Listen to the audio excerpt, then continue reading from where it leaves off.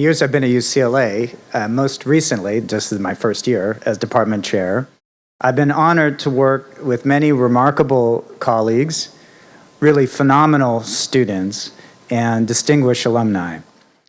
And actually kind of surprising to me, I don't know why it was surprising, but one of the most satisfying aspects of my job as department chair has in fact been in connecting with alumni who have changed the world in important and often unexpected ways.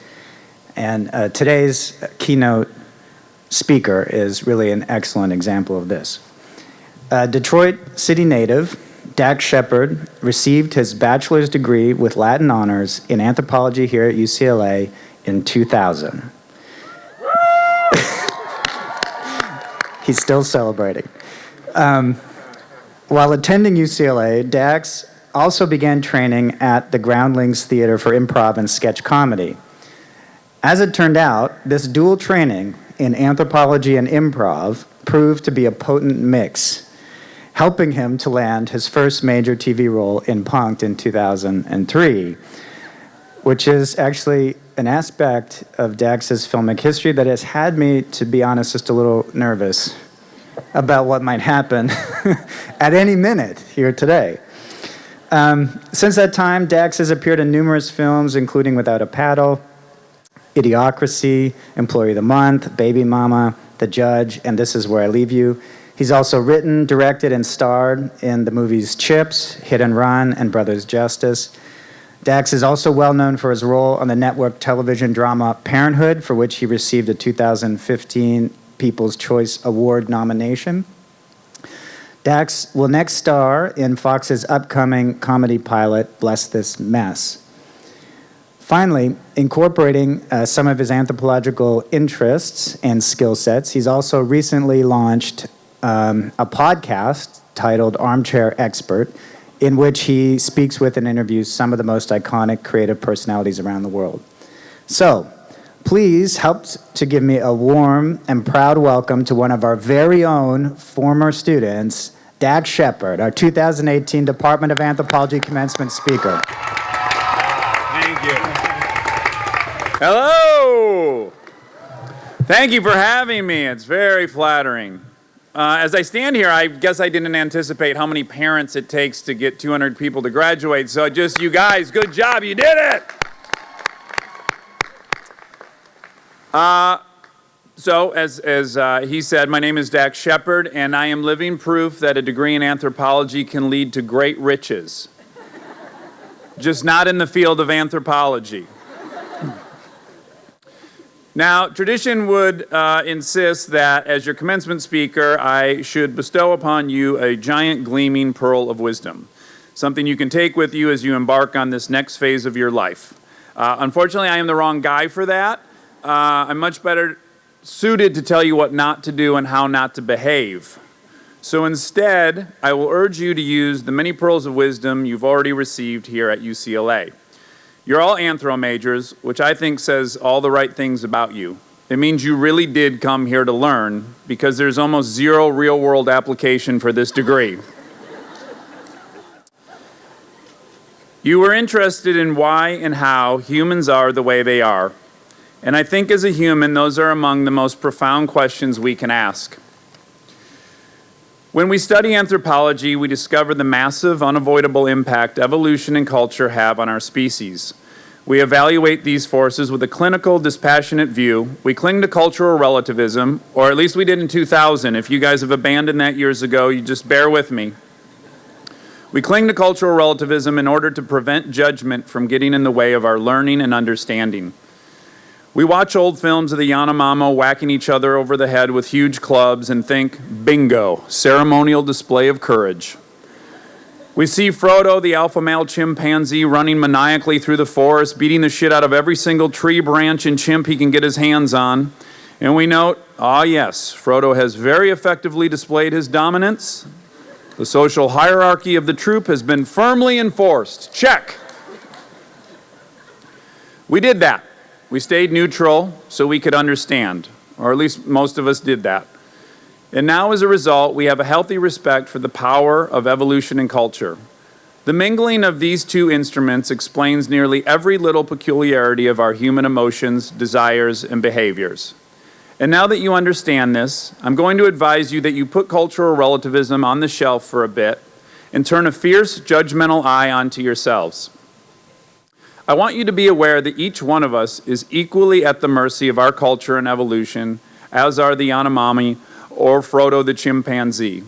And we need to police ourselves rigorously as to not be victims of these forces. We evolved in an environment where food was scarce and predators meant business. And because of this, my brain will instruct me to eat 9 pieces of pizza in one sitting, because God knows when we will bump into another pizza tree in full bloom. And when Halloween rolls around, my great ape hardware will advise me to consume 27 bite-sized Snicker bars because winter's coming, food will be limited, and I will need the extra calories. But of course, winter is not coming, guys, nor will food be limited.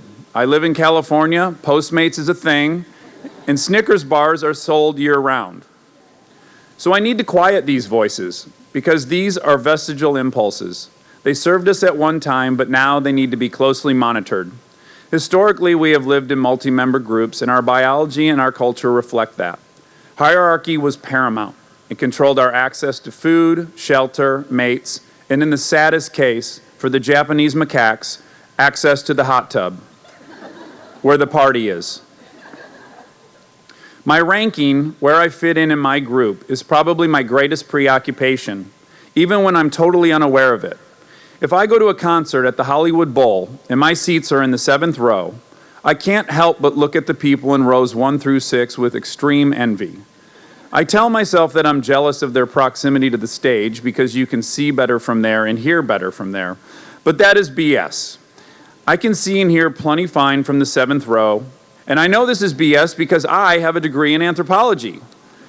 I know that what those rows really represent is status, social ranking. Those seats cost more, so the people in them presumably have more means, more cargo, access to better mates, and a higher fecundity rate.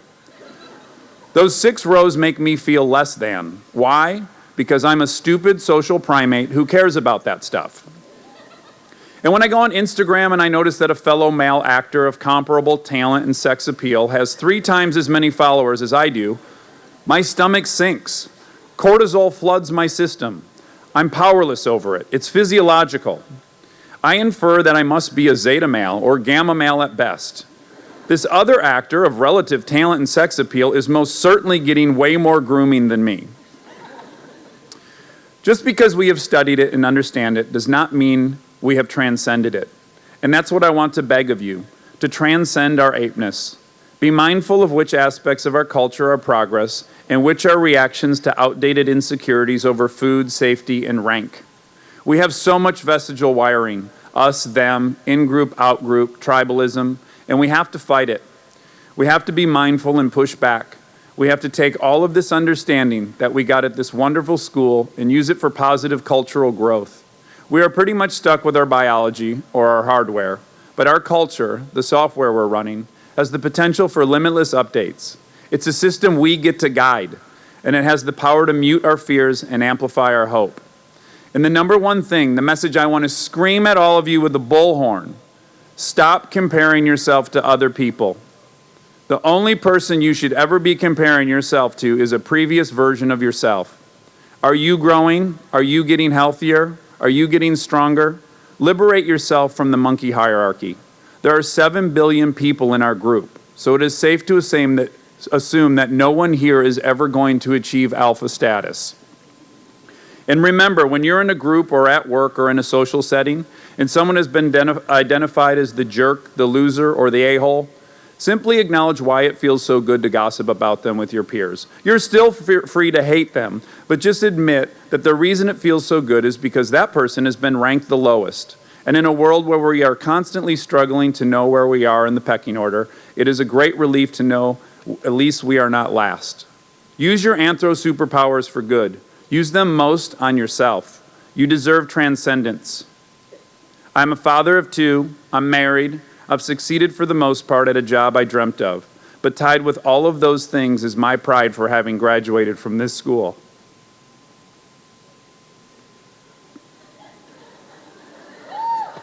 with a degree in anthropology. I am so proud of that, I can't tell you. And not because by comparison it is a much better school than USC academically. That's not why. It's not because ranking-wise, by a long shot, we're way superior. But because I worked incredibly hard to get in here, and I worked incredibly hard while I was here. And when I compare myself to the earlier version of myself who hadn't gone here, I see a huge improvement. I hope all of you carry that same pride with you as you leave here and start climbing the next mountain. You worked so hard. You expanded your mind, and you actively tried to make yourself better. And that last pursuit, making yourself better, is the one that's worth pursuing long after you leave here. I wish you all luck in that journey, and I'm so proud to stand among you.